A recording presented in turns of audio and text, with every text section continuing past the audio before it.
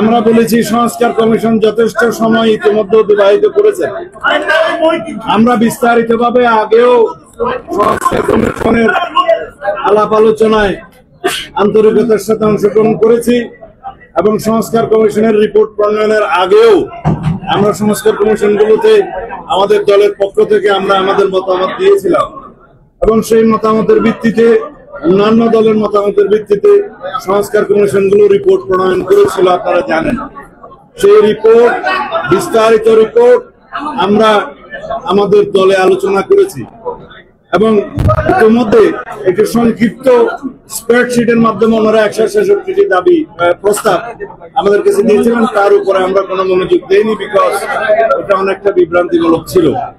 আমরা সংস্কার কমিশনের রিপোর্টগুলোর উপরে, বিস্তারিত রিপোর্টের উপরে আমরা আমাদের বিস্তারিত মতামত প্রদান করেছি, দফাওয়ারি মতামত প্রদান করেছি, সেই বিষয়ে সময়ে সময়ে আপনাদেরকে অবহিত করেছি এবং পরবর্তীতে গৃহীত জাতীয় কমিশনের আহ্বানে আমরা আলাপ আলোচনা করতে গিয়েছিলাম সংস্কার বিষয়ে। আমরা সংস্কার কমিশনের সাথে বৈঠক করেছি, অন্যান্য দলের সাথেও তারা বৈঠক করেছেন এবং আমাদের মতামত, বিস্তারিত মতামত লিখিতভাবে আমরা দিয়েছি।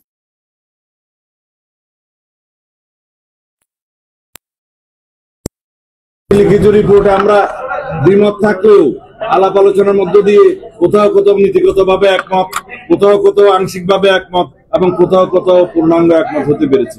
আমাদের আলাপ আলোচনার মধ্য দিয়ে বিভিন্ন বিষয়ে, অত্যন্ত গুরুত্বপূর্ণ ইস্যুগুলোতে আমরা প্রায় কাছাকাছি আসতে সক্ষম হয়েছি।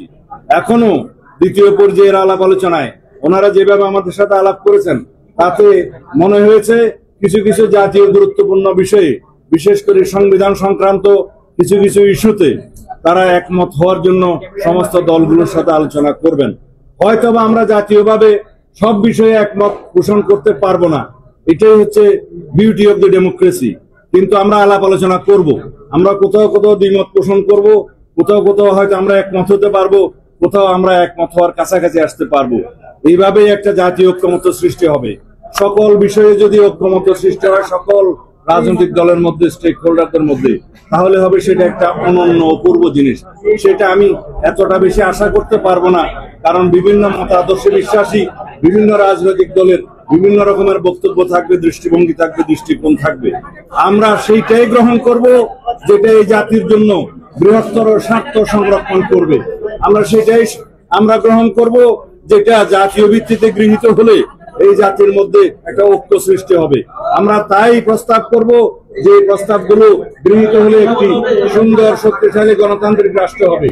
এখানে আমাদের মধ্যে চেক এন্ড ব্যালেন্স প্রতিষ্ঠিত হবে, রাষ্ট্রের সকল অঙ্গের মধ্যে একটি ভারসাম্য অবস্থা সৃষ্টি হবে, তার মধ্য দিয়ে একটা হারমোনিয়াস কোঅপারেশন হবে in between all the organs of the state. এবং সেই একটা পরিস্থিতি সৃষ্টি করার জন্য আমরা দীর্ঘ সংগ্রাম করেছি, আমরা গণতান্ত্রিক আন্দোলন করেছি, বেশিরভাগ বিরোধী রক্তক্ষয়ী এই গণ অভ্যুত্থানের মধ্য দিয়ে আমরা এই সংগ্রামে বিজয়ী হয়েছি। সেই জন্য আমরা আমাদের শহীদের রক্তের আকাঙ্ক্ষা অনুযায়ী, এই দেশের জনমানুষের প্রত্যাশা অনুযায়ী আমরা একটি গণতান্ত্রিক সমাজ এবং রাষ্ট্র বিনির্মাণের জন্য আমরা অবশ্যই সেই সমস্ত বিষয়গুলোকে আমরা বিবেচনা করব, যে এই বিষয়গুলো আমরা গ্রহণ করলে, এই জাতি গ্রহণ করলে, বিশেষ করে ঐক্যমতের ভিত্তিতে গ্রহণ করলে একটি শক্তিশালী রাষ্ট্রীয় কাঠামো আমরা গঠন করতে পারবো এবং তার মধ্য দিয়ে আমরা একটা বিপুল সংখ্যক জনগোষ্ঠী, এই দেশের সমগ্র জনগোষ্ঠী আমরা আমাদের আকাঙ্ক্ষাকে বাস্তবায়ন করতে পারবো। আপনাদের যদি কোনো প্রশ্ন থাকে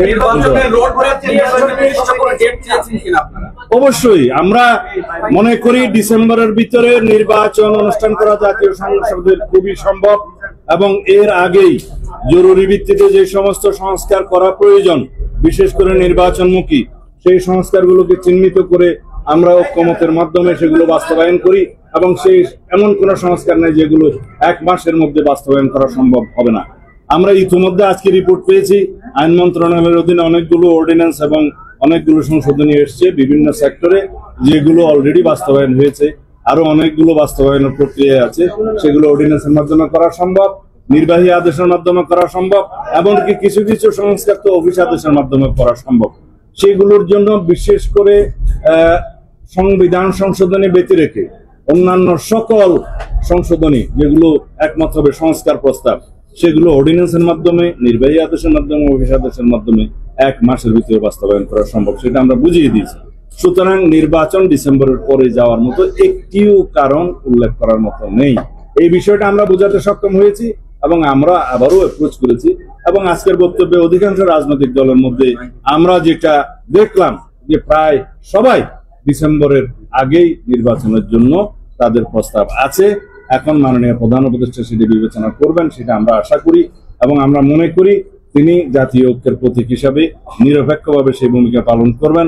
কারো প্রতি রাগ অনুরাগ বিরাগ প্রদর্শন করবেন না এবং উপদেষ্টা মন্ডলীটাকে নিরপেক্ষভাবে আবার যেন উনি ফেলে সাজান, সেই প্রস্তাবও আমরা অন্য সময় রেখেছি। আজকে আমাদের বক্তব্য যেহেতু অন্য বিষয় ছিল, সেই বিষয়টা আমি এখানে আজকে তুলিনি। তবে আমরা মনে করি জাতি তার কাছে চূড়ান্ত নিরপেক্ষতা আশা করি, আমরা আশা করি। সংবিধানে আপনি বলেছেন সংবিধান ছাড়া বাকিগুলো 1 মাসের মধ্যেই করা সম্ভব। এই ডিসেম্বরের আগে কি সংবিধানের যে সংস্কারের প্রস্তাবনাগুলো আছে চলমান আলোচনা, ডিসেম্বরের আগে সেগুলো কি করা সম্ভব? সংবিধান সংক্রান্ত সংশোধনের যে সমস্ত প্রস্তাব বিভিন্ন দল দিয়েছে, আমাদের সাথে আলোচনা হয়েছে, সেটা তো আগামী 1 মাসের মধ্যে ওনারা যেভাবে আন্তরিকতা দেখাচ্ছেন সেই একটা সনদে আসা সম্ভব, ঐক্যমত আসা সম্ভব। কিছু কিছু বিষয়ে অবশ্যই দ্বিমত থাকবে, সব দল তো সব বিষয়ে একমত হবে আমরা আশাও করি না। তবে যেগুলো ঐক্যমতে আমরা আসতে পারবো সেই বিষয়গুলো অবশ্যই জাতীয় সংসদে, পরবর্তী গঠিত জাতীয় সংসদে সেগুলো সংশোধনী হবে। কিন্তু তার আগে ঐক্যমতের ভিত্তিতে সনদ স্বাক্ষরিত হলেই যথেষ্ট। সেটা আমাদের ইলেকশন ম্যানিফেস্টোতেও আসবে এবং জাতির কাছে একটা এটা অঙ্গীকার হিসাবে থাকবে।